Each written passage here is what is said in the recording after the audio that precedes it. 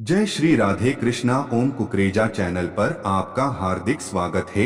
हरि अनंत हरि कथा अनंता में आज सुनिए कार्तिक मास का 8वां अध्याय, जिसकी दया से सरस्वती भाव रही उपजाए।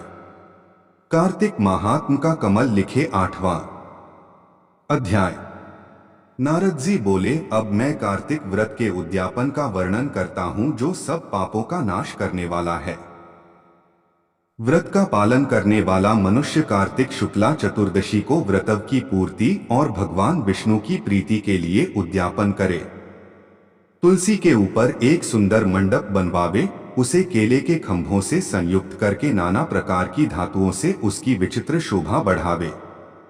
मंडप के चारों ओर दीपकों की श्रेणी सुंदर ढंग से सजाकर रखे। उस मंडप में सुंदर बंधनवारों से सुशोभित 4 दरवाजे बनावे और उन्हें फूलों से तथा चंबर से सुसज्जित करे। द्वारों पर पृथक पृथक मिट्टी के द्वारपाल बनाकर उनकी पूजा करे।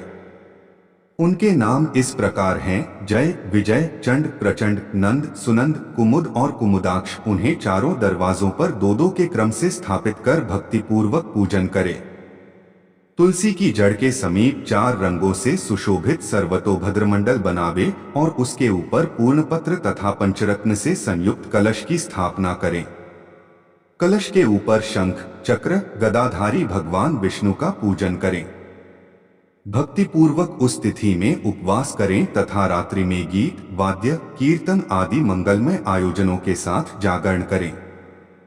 जो भगवान विष्णु के लिए जागरण करते समय भक्तिपूर्वक भगवत संबंधी पदों का गान करते हैं, वे सैकड़ों जन्मों की पापराशि से मुक्त हो जाते हैं।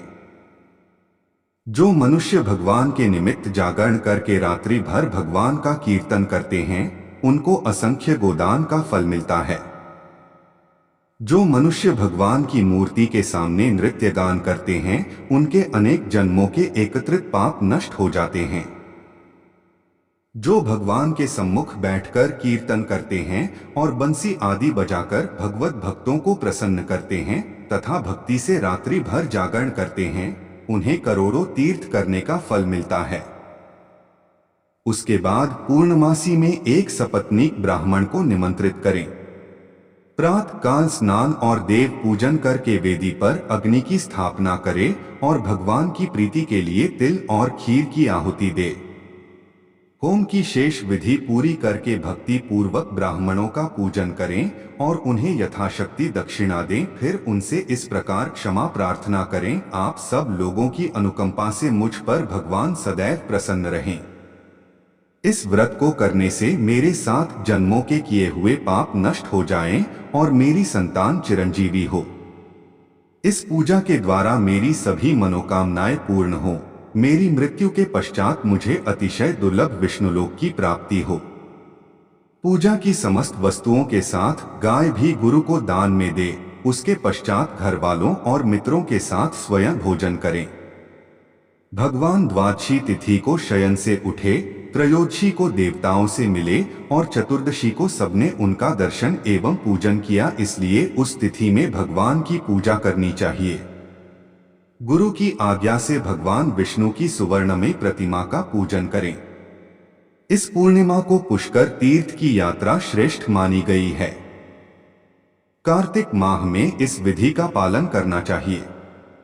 जो इस प्रकार कार्तिक के व्रत का पालन करते हैं, वे धन्य और पूजनीय हैं, उन्हें उत्तम फल की प्राप्ति होती है।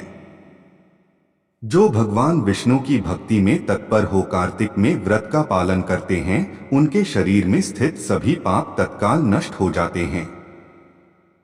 जो श्रद्धापूर्वक कार्तिक के उद्यापन का महात्म्य सुनता या सुनाता है, वह भगवान विष्णु का सायुज्य प्राप्त करता है।